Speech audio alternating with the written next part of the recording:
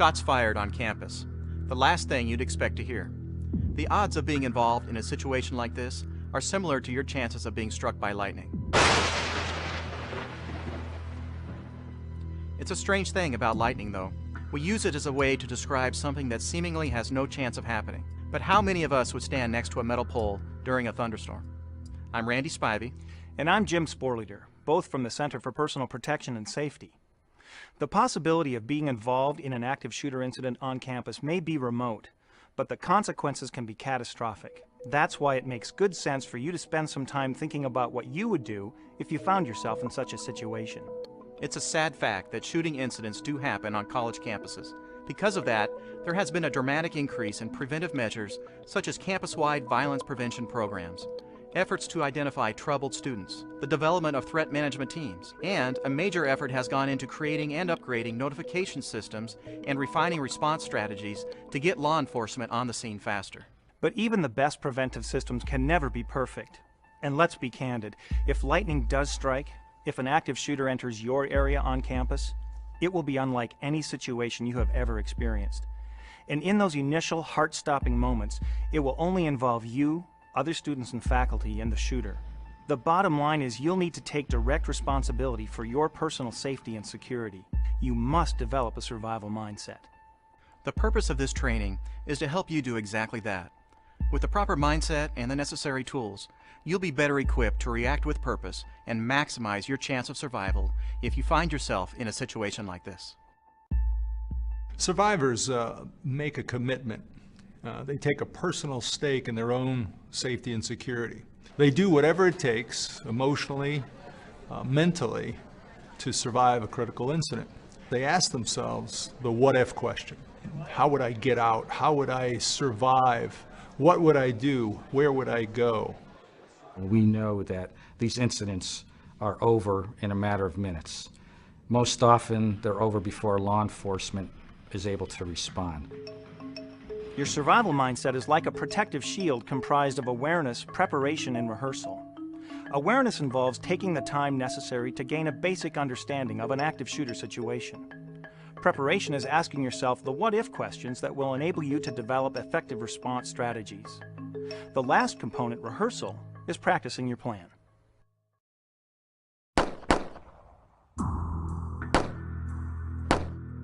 Shots fired. Do you know what that sounds like? Unless you see the shooter, you may not recognize the sounds for what they are: gunshots. For most of us, our experience with gunshots is drawn from movies and television that use special sound effects. That means real gunshots can sound artificial. You could lose precious seconds as you slowly realize that these are, in fact, life-threatening sounds. What was that? That was a gunshot. In a situation like this, most people, when they hear these types of sounds, having maybe never heard gunshots at all in real life, have really no idea what to expect. And it's not unusual for them to think that they're anything but gunshots. I would treat any sound that you may perceive as a gunshot as that and act accordingly. Don't second guess it, because when you second guess it, those seconds count. Those are gunshots. So what should you do in those precious first seconds? You'll need to figure out what's going on and make immediate decisions. How are you going to survive this situation? Will you get out? Is there a path of escape? Will you hide out? Is there a chance to get where the shooter might not find you? Or will you find yourself in a situation where the only option is to try to take out the shooter in whatever way you can? These are serious decisions. That's why the survival mindset is so important to develop. Research shows that there's a real difference between reactions of people who've been trained to face stressful, life-threatening situations and those who have not. The first response is the same in both groups, startle and fear. But the reactions between the two begin to differ immediately after that. People who've gone through training, people like you, feel anxious, where the untrained and unprepared begin to feel panic. Trained people begin to recall what they've learned. The untrained fall into disbelief. Are those gunshots? At this point, the divide between the two starts to get wider. I can't believe this is happening. While the untrained are lost in denial, this can't be happening to me. The trained are preparing to act just as they've rehearsed. Finally, as the untrained descend into helplessness, We gotta get out of here. the trained commit to action based on a survival mindset. Those are too close. So that mindset is preparing yourself for the eventuality that it might happen, and that if it does happen, just tell yourself, I will survive. A survival mindset enables you to act quickly and effectively. Let's go back to the foundation, awareness. When you get on a plane and the crew asks you to note the nearest exit, they're not trying to create fear. They're certainly not trying to make you afraid to fly. They're just trying to make you aware, providing information so you can develop the survival mindset for that situation. They know that if there is an emergency, getting you in a predetermined mindset will help you take rapid, effective actions in a stressful situation. They want you to be mindful, not fearful. If you're mindful, you'll be better able to make that first critical decision. Take a tip from the airlines. Like noting the emergency exits, it may only take a minute or two to look around your environment and make some mental notes about how you'd handle an active shooter situation. When you walk into your classroom, take a look at the exits. Take a look at what is available if I had to hide behind it, if I had to use it as a buffer between an assailant and myself. Well, it's important for students as they walk around their campus to ask the what-if questions. What would they do if somebody came in with the gun and actively started shooting? Think of all the contingencies. What are you going to do? Where are your escape routes? Where's the best access to call 911? Thinking about a situation before it actually develops is the best way to be prepared. Looking at your environment through the lens of survival will help you to take decisive action more quickly. Of course, it's also important to be aware of the people on your campus as well. The fact is, there's no profile of an active shooter. And while we don't want you to walk around campus paranoid that everybody you meet could be a violent offender, we do want you to pay attention to the things that seem out of the ordinary. Accepting that a situation like this could happen is the first step toward decisive action. So first, figure out the situation. What's going on? Where's it happening and who's doing it? Build your awareness using all your senses. Do it quickly and stay calm. Trust your intuition, your gut feeling. It's a built-in survival mechanism. Some people say it's knowing without knowing why, and it's an invaluable tool. For example, if you hear something that sounds like it might be a gunshot, assume that it is until you know otherwise. Once you figure out what's going on, you'll be better prepared to take action. If you determine that you can get out to a safer area, then get out and get out fast. Don't wait for others to validate your decision and leave your belongings behind.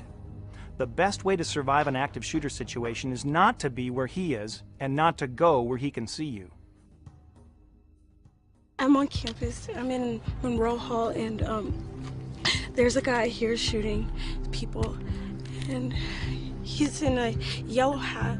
When you get out, immediately call out to let authorities know what's going on. Do not assume someone else is calling. If you have a cell phone, call 911 or use any campus emergency phone and be ready to give them useful information, and be persistent, as the phone lines may be jammed with other calls.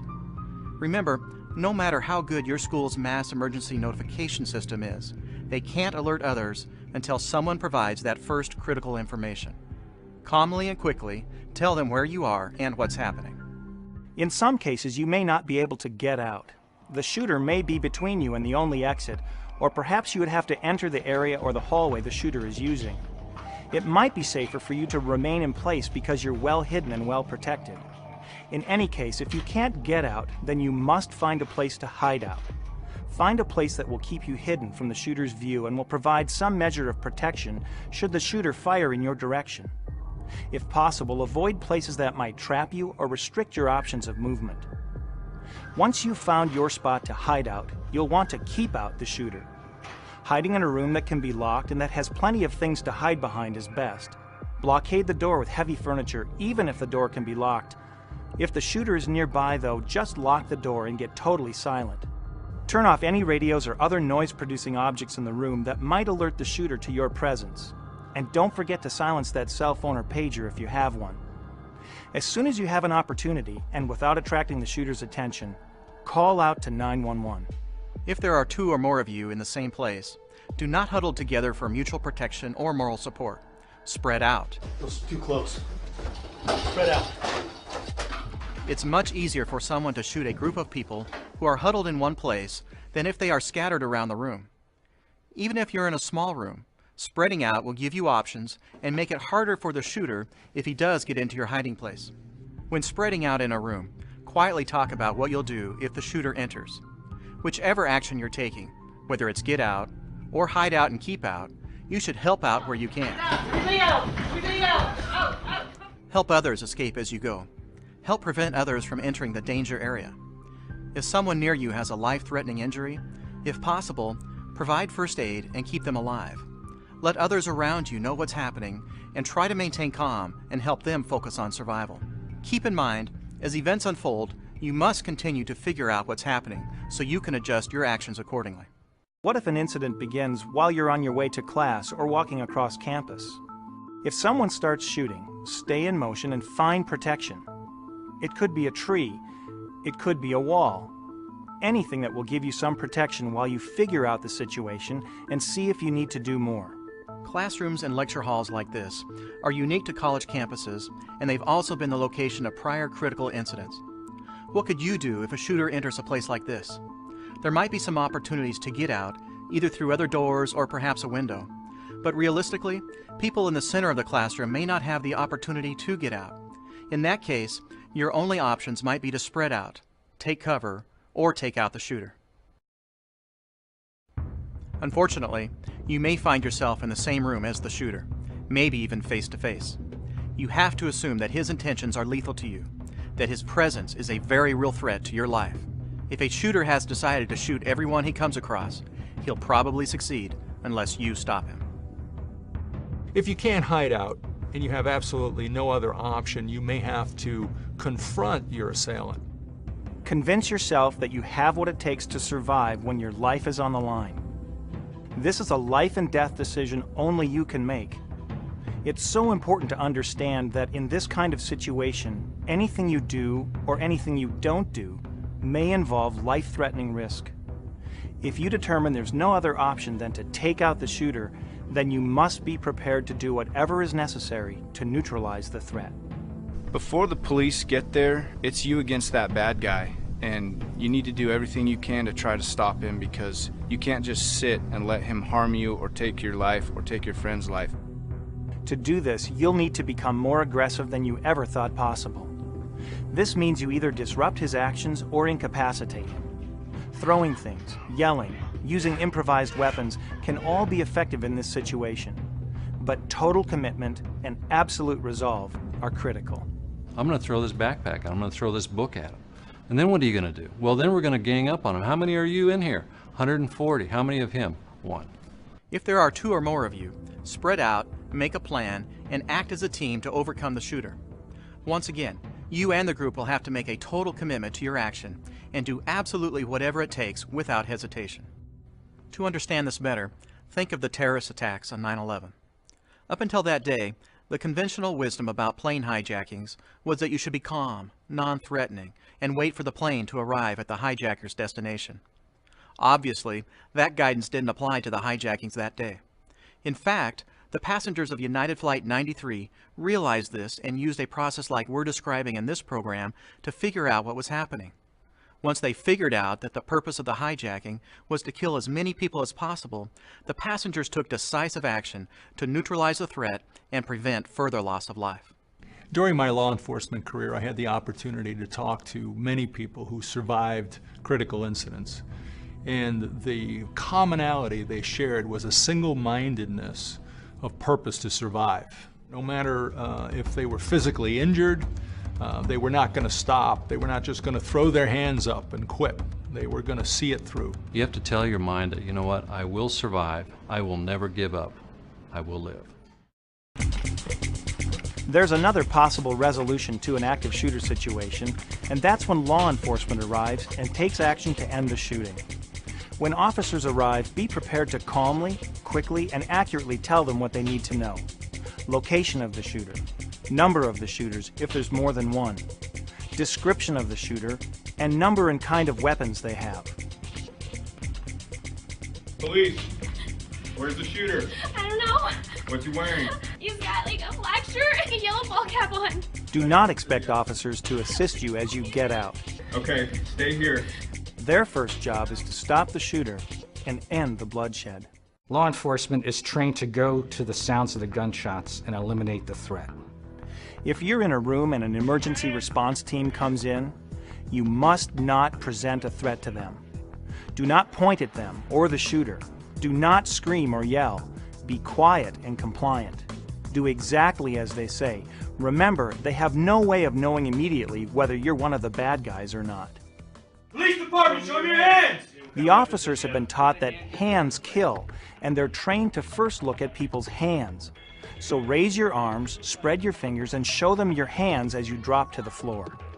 The first thing we need to do is make sure that you're not a threat yourself, so we need to see your hands.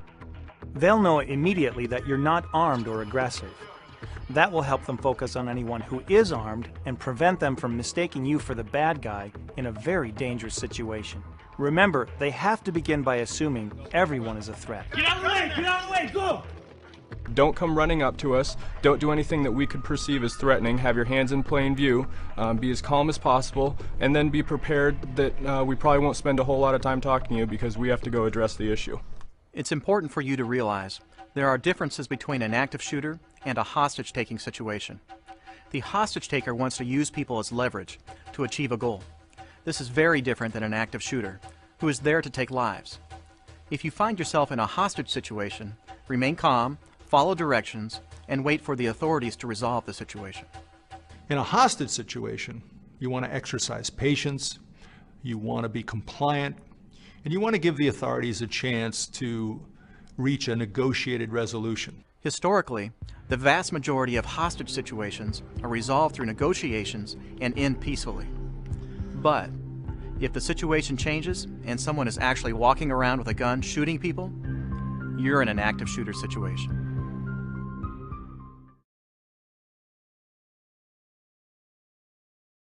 The focus of this program has been on surviving an active shooter situation. One of the most effective ways of dealing with this difficult problem is through effective prevention programs. Interestingly, the same survival mindset we've been talking about today can sometimes prevent a situation from becoming violent in the first place. There may be warning signs or behaviors of concern that something is wrong. We do see pre-incident indicators. We do see some behaviors that might suggest the possibility of eventual violence. And many of these offenders oftentimes exhibit angry or argumentative behavior. They often blame others for their problems. They fail to take responsibility for their own actions. They're what we would call injustice collectors. They perceive every slight as a major issue that they have to take action upon. If you're suspicious about something or you really have an uncomfortable feeling, far better to report those types of observations and feelings than to just disregard them and hope that they're going to go away. You have many options when it comes to passing this information on to someone who can act on it. You have your campus law enforcement agencies, you have your RAs, you have your professors, you have your counseling centers. Take advantage of one of those options. If you wish to maintain your anonymity, there's ways to do that and still get the information to someone who can take some action on it and potentially prevent a tragedy. It's okay to say something. And there have been numerous shootings across the country have been prevented by students going, there's something wrong here. We cannot do this by ourselves. This is a community, and in order to keep it safe, we need everybody's help, their eyes and their ears. Hopefully, your college or university already has a violence prevention program in place that provides specific guidance on how to maintain a campus free from threats and violence. Remember, it's everyone's responsibility to keep the campus safe. Shots fired on campus, a sound you hope to never hear. But if lightning does strike, you'll always have a weapon, a survival mindset. You can survive.